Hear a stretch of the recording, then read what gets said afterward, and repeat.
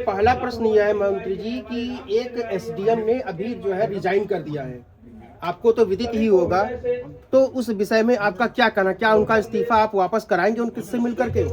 देखिए, जो उन्होंने अपने व्यक्तियों को रखा है, अभी जानकारी उनसे साक्षात्कार नहीं हुई है, लेकिन हाँ, निश्चित रूप से मैंने प्रयास भी किया था कि वहाँ के पार्टी के पदाधिकारियों से बात करके कि उनसे बात करें, और हमारी सरकार, हमारी पार्टी ऐसा किसी शरण के विरोध में नहीं काम करती। लेकिन उन्होंने जो अपने इस्तीफे में जो लिखा गया है, जो पढ़ने में आया है, वो उन्होंने यही कारण बताया है, जगत गुरु भगवान जगत गुरु शंकराचार्य जी और यूजीसी को लेकर के उन्होंने इस्तीफा दिया है। उससे वो आहत हुए हैं, तंग हुए हैं, और उन्होंने ये इस्तीफा दिया है। तो आप उनको शंकराचार्य मान रहे हैं, लेकिन प्रशासन तो उनको शंकराचार्य मान नहीं रहा है, तो अब आप राज्य मंत्री का दर्जा प्राप्त हैं। प्रशासन की कोई औकात नहीं है।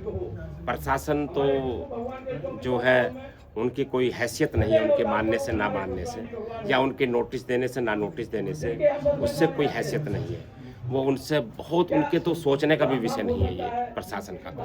तो आप वो भगवान जगत गुरु शंकराचार्य हैं, और वो थे, हैं, रहेंगे। तो आप उनको शंकराचार्य मानते हैं? हाँ, बिल्कुल, हम जगत गुरु शंकराचार्य भगवान के रूप में मानते हैं। यूजीसी एक्ट पर आपका क्या कहना है मंत्री जी, क्या यह साजिश है? प्रथम दृष्टया में जो दिखाई दे रहा है वो एक षड्यंत्रकारी है, और उसको देख रहे हैं, और इसको अभी बात करने से और पूरा समझने से उसको देखेंगे, उसको समझेंगे कि किस प्रकार से वो है, ड्राफ्ट है या अभी उसको ड्राफ्ट को हमने अध्ययन नहीं किया, उसको पढ़ा नहीं है, उसको पढ़ने के बाद में हम इस पर ज़्यादा प्रतिक्रिया देंगे। मंत्री जी, एक सवाल और है, क्या 2027 के चुनाव में आपकी पार्टी पर इसका प्रभाव पड़ेगा जो यूजीसी एक्ट आया हुआ है? देखिए, अभी हमने आपसे बताया कि इसका हम अध्ययन करेंगे पहले।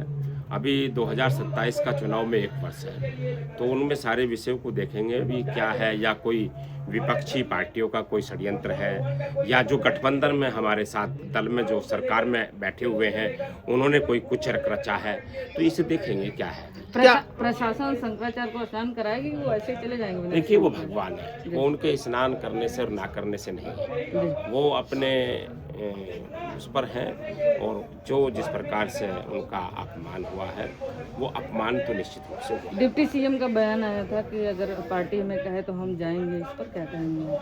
वो तो पार्टी नेतृत्व के कारण से ही सब कुछ हुआ। पार्टी नेतृत्व भेजेगा तो जाएंगे, और जाना भी चाहिए उनको, और उनका वो क्षेत्र है, वो प्रयागराज उनका क्षेत्र है, तो उनको वैसे भी मिल लेना चाहिए। तो मंत्री जी, एक सवाल और है कि 2027 के जो चुनाव है उसमें तो ब्राह्मणों ने अपने आपकी भारतीय जनता पार्टी के जो झंडे हैं उसको उतारना शुरू कर दिया है।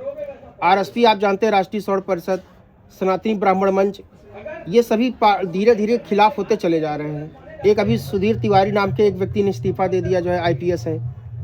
तो ये यूजीसी एक्ट के बारे में क्या आप कोई पत्र लिखने जा रहे हैं शासन प्रशासन को, या फिर अभी आप अध्ययन करेंगे? नहीं, अध्ययन करके हम प्रधानमंत्री जी को, माननीय नरेंद्र मोदी जी को इसको पत्र देंगे, और इसमें जो खामियां है उसको दूर करवाने का काम करेंगे। राष्ट्रीय परशुराम परिषद की तरफ से आप क्या संदेश देना चाहेंगे जनता को? हम राष्ट्रीय परशुराम परिषद के माध्यम से कहना चाहेंगे कि वो धैर्य से काम लें, और अगर किसी भी जाति के और किसी भी समुदाय के, चाहे वो हमारे सवर्ण जातियां हैं, चाहे वो ओबीसी हैं, चाहे दलित हैं, अगर कोई भी जाति इससे आहत हो रही है, उसको निश्चित रूप से आहत नहीं होने देंगे, और उनके जो मन है और उनकी जो आत्मा है उसका सम्मान हम करेंगे, और उसमें परिवर्तन कराएंगे।